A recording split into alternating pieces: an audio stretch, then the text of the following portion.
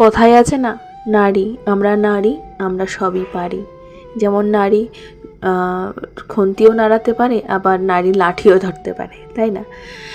তো আজকে ঘরে কোনো কাজকর্ম করছি না বন্ধুরা, আজকে বেরোচ্ছি। দেখতে পাচ্ছ শুরুতেই একদম তোমাদের সামনে শাড়ি পরে সেজে গুজে বেরিয়ে পড়েছি। যাবো আজকে একটা মিটিংয়ে। তো সেলফ হেল্প গ্রুপ করেছি, তোমরা কিছুদিন আগে জানো সেটা, আমাদের একদম নিউ গ্রুপ। তো সেখান থেকে আমাদেরকে ডেকেছে কিছু ইম্পর্টেন্ট জিনিস জানানোর জন্য। তো আমরা সবাই বেরিয়ে পড়েছি, আমাদেরকে বেরোতে বলেছে 12টার সময় বন্ধুরা। আর প্রোগ্রাম শুরু হয়েছে প্রায় 2টো পার করে, কারণ মহিলাদের সময় বুঝতেই পারো, বাড়িতে রান্না বান্না করে খাওয়া দাওয়া করে তারপর বেরোতে হয়। তো আমারও বাবুকে খাওয়ানো, স্নান করানো, ঘুম পাড়িয়ে দাঁড়িয়ে ওর বাবা আছে বাড়িতে রেখে, এই যে দেখো, আর এই শাড়িটা পরেছি, শাড়িটা পরে কেমন লাগছে সবাই একটু কমেন্টে জানিও। আর এটা হচ্ছে আমাদের বাড়ির পাশে সিস্টার নিবেদিতা স্কুল বন্ধুরা, বাচ্চাদের স্কুল। আর এখানেই ডিএড কলেজের পড়াশুনো হয়। তো এই হচ্ছে কলেজটা, কলেজ প্লাস স্কুল। আর ঢুকতেই দেখো মায়ের মন্দির মানে মায়ের মূর্তি, মানে সরস্বতী মায়ের পুজো হয় এখানে, প্রত্যেকটা স্কুলেই হয় বন্ধুরা। আর এখানে প্রথমে ভেবেছিলাম এই কটা মানুষ, এতগুলো গ্রুপকে ডেকেছিল এই কটা মানুষ। তারপর বসলাম কিছুক্ষণ, তারপর আমাদেরকে অন্য আরেকটা অনেক বড় একটা হল ঘরে নিয়ে গেল। দেখো জানলা দিয়ে নদী দেখা যাচ্ছে, ওইদিকে রাস্তা দেখা যাচ্ছে। আর এই যে দেখো বড় একটা হল ঘরের মধ্যে পুরো লোক ভর্তি বন্ধুরা। তো এখান থেকে সেলফ হেল্প গ্রুপ থেকে অনেক কিছু ট্রেনিং করায়। তো সেই ট্রেনিংয়ের জন্য কিছু মানুষকে সিলেক্ট করা হয়েছে, আমরাও ফর্ম জমা দিয়েছি। তো দেখা যাক সিলেকশন কি হয় না হয়, আদৌ আমাদেরকে ডাকে কি না। তো এই হচ্ছে ব্যাপার। তো মিটিংটা শেষ বন্ধুরা। আর টিফিন এমনভাবে ওরা সার্ভ করেছে, কেউ পেয়েছে কেউ পায়নি, যেমন আমরা কিছুই পাইনি। আর পিছন থেকে সিঙ্গারা পেয়েছে, চা পেয়েছে, বিস্কিট পেয়েছে, কিন্তু আমরা সেরকম কিছুই পাইনি। তো যাই হোক, খেতে তো যাইনি, মিটিং করে এই যে বেরিয়ে আসলাম এখন রাস্তা। তারপর রাস্তার ধারে ফুচকা ছিল, তো ফুচকা খেলাম। ফুচকা খেয়ে এখন হেঁটে হেঁটে আগাচ্ছি। আর যে আমাদের বাড়ির পাশে টোটো, ওকে ফোন করলাম যে আসবি কি না, পরে বললো যে বৌদি একটু দাঁড়াও আমি আসছি। তো ও আস্তে আস্তে আমরাও একটুখানি আগাচ্ছি, আগিয়ে নিই, তাহলে দাঁড়িয়ে থাকতে ভালো লাগে না। বাড়ি এসেছি অনেকক্ষণ আগে বন্ধুরা, বাড়ি আসলাম, ভাত খেলাম। তারপরে গুতু গেছিলো অনেকক্ষণ, মানে বেলা থাকতে থাকতে গেছিলো ওর বড় পাপাদের ঘরে, বড় পাপার সঙ্গে খেলেছে। তারপর আমি এই জ্যাকেটগুলো পরে দিলাম, এই যে এই জ্যাকেটগুলোর মানি দিয়েছে, তোমাদেরকে তো দেখাইনি। বাবা দেখাও তোমার জামাটা দেখো, এই জ্যাকেটটা দিয়েছে ওর মানি। মানে এগুলো হচ্ছে কি বলতো, ভিতরে গরম আর উপরে হচ্ছে পাতলা, তাহলে বাচ্চাগুলো পরতেও পারবে, ওদের অতটা মানে ভারী লাগবে না। হ্যাঁ, তো আমি আসলাম, তারপরে যে সোয়েটারটা পরালাম, সোয়েটারটা পরিয়ে এখন একটু ঘরের মধ্যে বসলাম। অনেকক্ষণ পর বাবুকে কোলে নিয়েছি না বাবা, হয়ে গেছিল মা, মামাই গেছিল, ওর মা খালি মামাই যায়, ও মামাই যায়।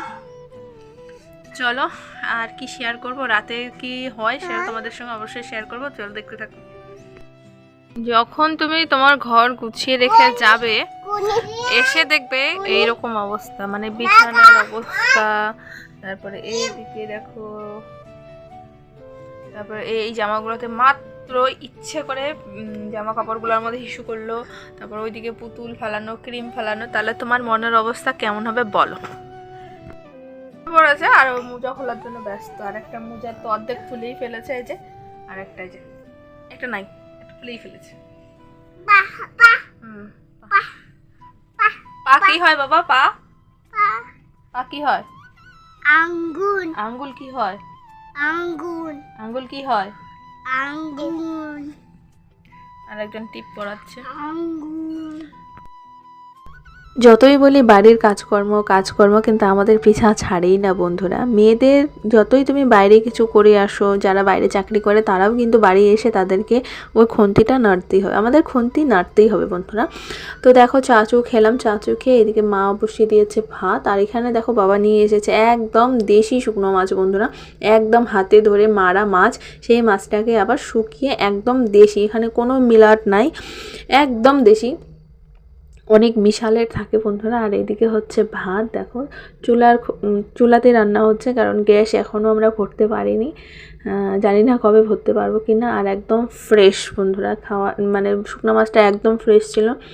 আর এখানে দেখো শুকনো মাছ করবো দেখে পেঁয়াজ লঙ্কা কেটে নিয়েছি, তারপর নিয়ে দিয়েছি একদম ঝুড়ি ঝুড়ি করে বেগুন ভাজা, মানে বেগুন ভাজা বলে বেগুন কেটে নিয়েছি। আর এইদিকে বিপ্লব করছে আলু সিদ্ধ, আর আলু সিদ্ধর মধ্যে দেখো কয়েকটা শুকনো মাছ ভেজে দিচ্ছে।